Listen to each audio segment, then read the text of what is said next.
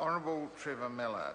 Mr Chairman, I want to reinforce the call made by Kevin Haigh for Peter Dunn to take a call on this debate. I think the House will be interested in his view on this and the apparent inconsistency between the promises that he has made to charities and to the funders of charities and the position that he has set out in a recent email. Mr Speaker, earlier I spoke of contortions with regard to religious positions, but I think it's fair to say that Peter Dunn is subject to a pretty serious contortionist act in this particular circumstance. Mr Speaker, Mr Chairman, I'd like to ask through you the Minister and the Chair where the charitable entities who are dealt with in clause 12 as part of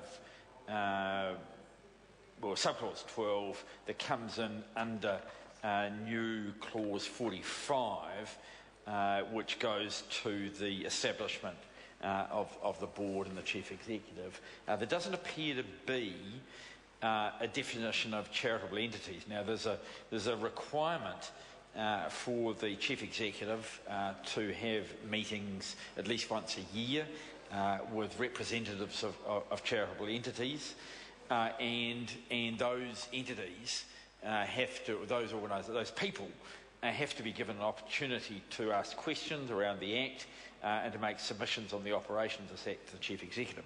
But nowhere in here is any sort of definition of the group that has to be brought together for this annual review or marking process. And Mr Speaker, Mr Chairman, my question to the Minister is there a definition of charitable entity within the bill? I think it's fair to say that the bill is not, despite the very good work of the Select Committee, the bill is not that well drafted with regard to references, and it's a bit of a hodgepodge, and it may be that I have missed the definition of charitable entity within the bill, but I can't find it.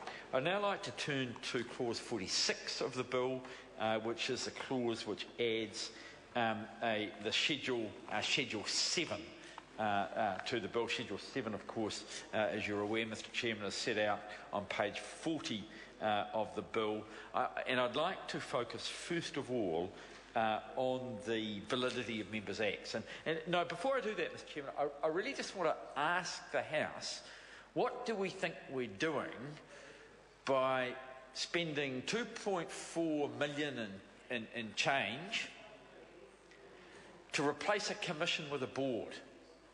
No, I mean, what are we actually doing here? We're going from an independent commission to a semi-independent, quasi-independent board subject to the internal affairs. We're spending a fortune in doing it, Mr Chairman, and what for? You know what? I mean, because what we've got, instead of all the legislation we had about a commission, we've now got a whole pile of legislation as part of Schedule 7, which relates to provisions relating to the board, the chairperson and members. I'm focusing in particular on the appointments, and then at clause 3 of Schedule 7 about the validity of Members' Acts.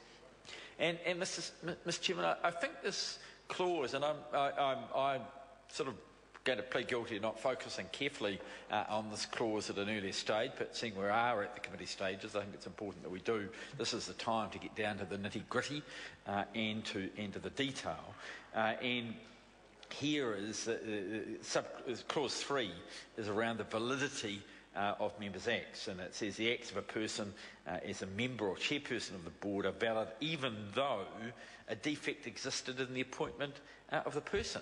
So you can end up with a person who's been improperly appointed, and maybe even a whole board that's been improperly appointed, but it doesn't matter.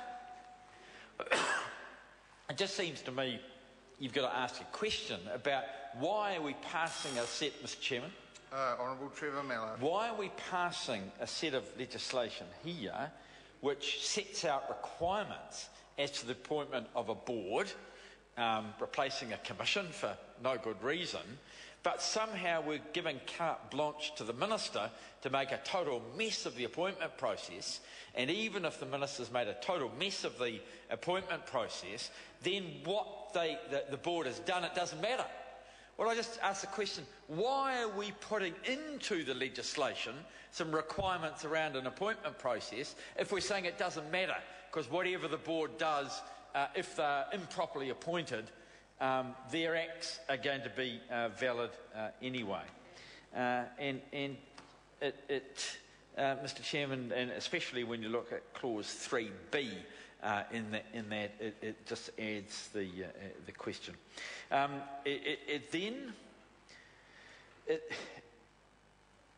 It then seems to repeat itself, and again it would be good to look at ask the Minister and the Chair to tell us what the difference is between 3A and B taken together of Schedule 7 on page 40 and 4.1. Because what 4.1 says, the acts of a person or member of chairperson of the board are valid even though a defect existed in the appointment of that person. And then on 4.1 it says the appointment of a person as a member of chairperson of the board is not invalid only because a defect existed in the appointment of the person. Well, what's the difference? Why have we got both? Is it belts and braces, or is it things which are completely different? Is it a matter that the Minister worked through carefully? I'm not sure. I don't think he was the Minister in charge of the bill. And maybe the Minister could tell us more about the costs of the three-person board and how much is saved and how much and what the cost is as a result of this transfer. I'd like to ask the Minister which of the whether this is autonomous or semi-autonomous according to definitions of the State Sector Act, and especially with regard to the removal of members where clearly the Minister under 6.1 has to consult with the person concerned before the member of the board is removed from office, and must notify the removal in the Gazette. But it says to avoid doubt, the Minister may not remove a member unless the Minister has properly considered the matter and complied with the principles of natural justice. Now, does that mean that the Minister can remove without cause, or does it mean that the Minister has to have cause in order to remove the person? And that, I think, is a pretty important thing when we're dealing with a group that's meant to be autonomous. And what it gets down to is whether or not the Minister, in firing someone who's meant to be independently fulfilling some functions, independent from the Chief Executive and independent from the Minister in the actions of this board, whether if the Minister has to give reason. Because if the reason is just that the Minister doesn't like the decisions, then I have no doubt that the person would have cause against the Minister, and there would be some definite changes as a result of that.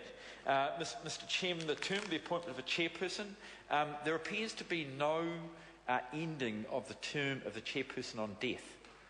Mr. Chairman, that is a normal provision, as I think the chairperson of this House knows.